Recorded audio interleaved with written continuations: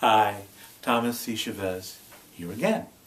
I just got asked a question about a video I just did, in which at one point I was talking about how when two people who are in primary relationship are both in grace, it's like two suns shining upon each other, and if one is and the other not, it's like, a planet being warmed by the primary star, by the sun.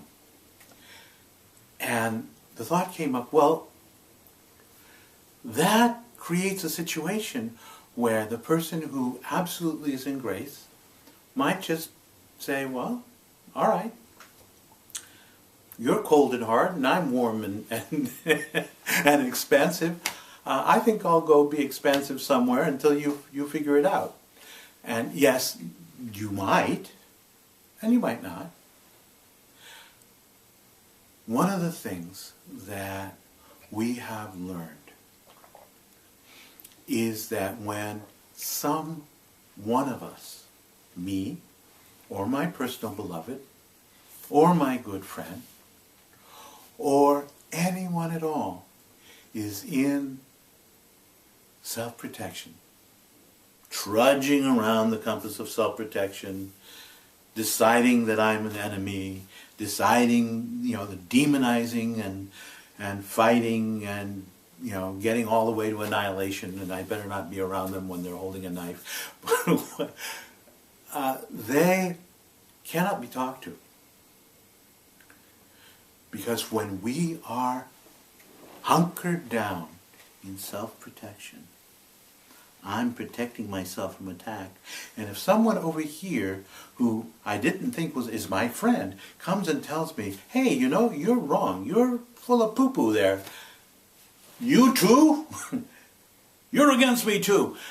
And they are now an enemy. And if somebody over here does it, it becomes more and more and more that I have wider and wider scope of enemies. And my tendency is to not listen to anybody. Now, every once in a while, many of us will go, God, if everybody, what can I do?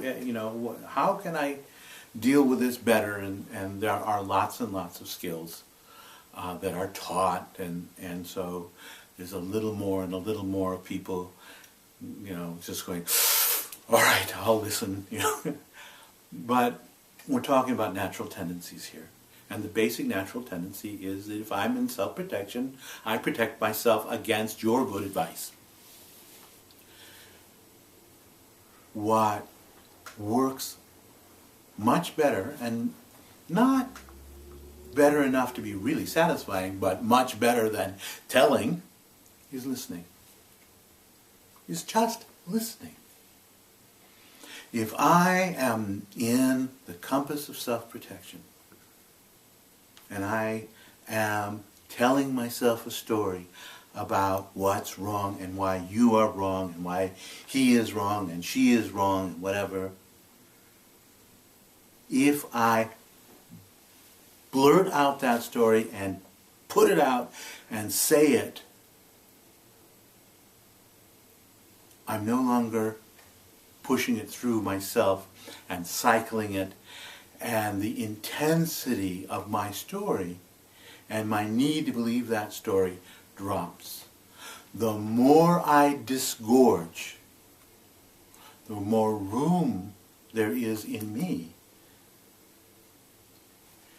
to notice how foolish my story is, and notice that, you know what, I don't need to be this way, and I can change. Now,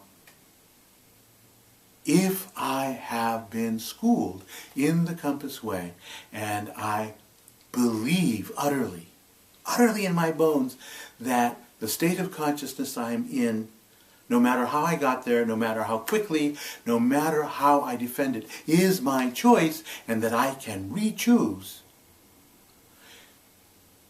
I speak and someone has listened, I can use that lightning to work with myself and say, yes, I re-choose. This is very, very important and very good news. We cannot change each other. We cannot force each other to be wonderful. But if we listen, if we open up and accept, we can allow each other the space to choose.